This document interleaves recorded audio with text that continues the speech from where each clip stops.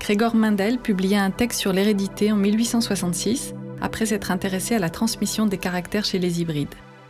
Il avait croisé dans son jardin des petits pois. Il constata que les caractères ne se mélangeaient pas. Les descendants ressemblaient à un seul des parents en première génération, mais à la génération suivante, on retrouvait des descendants identiques à l'un ou l'autre des parents. Il avait inventé le concept de dominance et de caractère héritable sans mélange. Un allèle désigne les diverses formes possibles d'un gène. Chaque petit pois possède 2 allèles pour chaque trait et n'en transmet qu'un seul à ses descendants.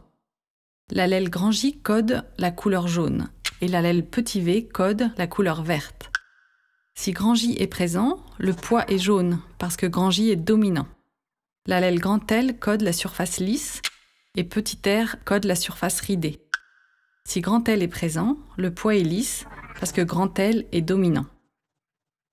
Le croisement à la première génération d'un pois jaune et lisse et d'un pois vert et ridé ne donnera que des pois jaunes et lisses, parce que ces allèles sont dominants.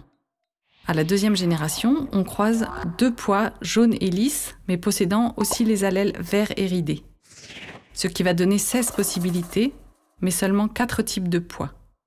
9 sur 16 sont jaunes et lisses, 3 sur 16 jaunes et ridés, 3 sur 16 vert et lisse, et 1 sur 16 vert et ridé. Le concept de gène comme support de l'hérédité n'était pas connu de Darwin.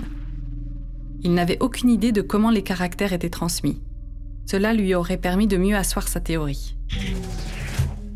Mendel sélectionnait des pois pour les croiser et observer les résultats. Aujourd'hui, des chercheurs sélectionnent des variétés de plantes, du blé, des peupliers par exemple, en se basant sur ces principes. Ils travaillent notamment sur une relation entre ces plantes et leurs parasites, relation qu'on appelle gène pour gène. Durant les dernières décennies, des nouvelles maladies sont apparues. L'objectif des chercheurs est de trouver la parade à ces attaques de champignons qui évoluent sans cesse. La rouille jaune attaque le blé tendre et aussi un petit peu le blé dur. Une spore germe sur la feuille, développe une structure qui ressemble à de petites racines qui s'insèrent dans les tissus et va détourner la machinerie de la feuille, la photosynthèse, pour s'alimenter et se multiplier. Cette rouille jaune attaque à un endroit et se développe le long de la nervure.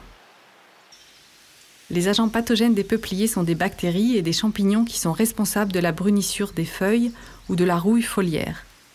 Ce nom vient de la couleur orangée que prend le feuillage lors d'une infection forte par le champignon appelé Melampsora.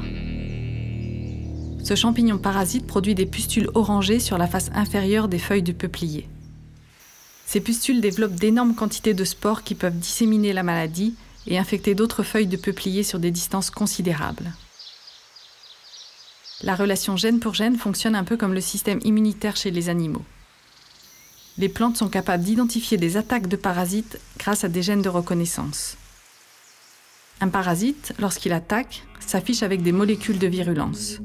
Si en face, la plante a la résistance qui correspond, elle bloque instantanément l'attaque par une réaction d'hypersensibilité. Elle provoque un suicide des cellules proches de l'attaque, elle tue les tissus et bloque le développement de l'organisme. Cela stoppe la rouille qui a besoin de tissus vivants en bonne santé pour se développer. Dans des pépinières, des chercheurs multiplient les variétés pour tester différents gènes de résistance. Un seul gène de résistance spécifique peut être contourné au bout de quelques années par un champignon qui a muté. Il peut alors être à nouveau virulent et se propager comme un feu de paille. Chaque espèce de plante, d'insecte ou de parasite, confrontée aux innovations des autres, évolue sans cesse pour rester dans la course. Il y a en permanence coévolution.